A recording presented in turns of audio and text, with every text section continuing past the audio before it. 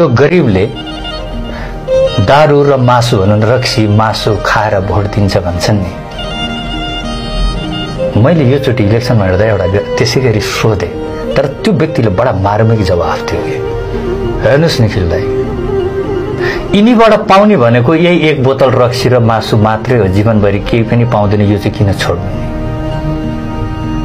आश त्यहाँसम्म टुटिसकेको छ। फेरि उनीहरू पाउने नै त्यति नै, यही भए पनि खाइदिउँ। यति खानालाई दसैँ आउनुपर्छ, कसैको शादी हुनुपर्छ त आयो त खाए, भोलि गलत छैन। गलत छैन।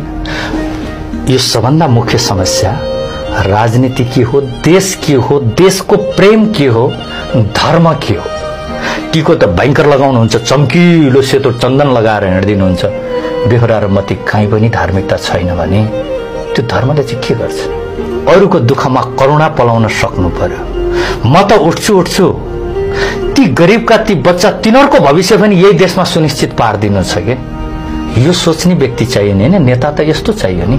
ती गरिबको बच्चाहरू खाडीमा जान्छन्, कस्तो अप्ठ्यारो ठाउँमा गएर काम गरेर आउँछन्। आउँदाखेरि उनीहरूले कमाएर लिएर आए नि, देश यही नेताहरूले यति महँगीमा पुर्याइदिन्छन् कि त्यो बच्चाले जीवनभरि लगाएर कमाएको यहाँ केही पनि नै हुन सक्दैन।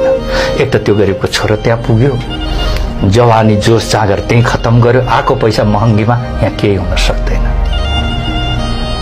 कति चिजको लथालिङ्गलाई हेर्ने, यो लथालिङ्ग सुधार्नको लागि एउटै चिज हो, हामी हाम्रो मूल आधारलाई बुझ्दै जाउँ न, धार्मिकतापन ल्याउँ न, स्वतन्त्र भएर बुझौँ न। हामी स्वतन्त्र हुनै छोडिसक्यौँ। सन्तानमा कोही सन्तान कुपुत्र जन्मेको हुन्छ नि कहीँ कहीँ।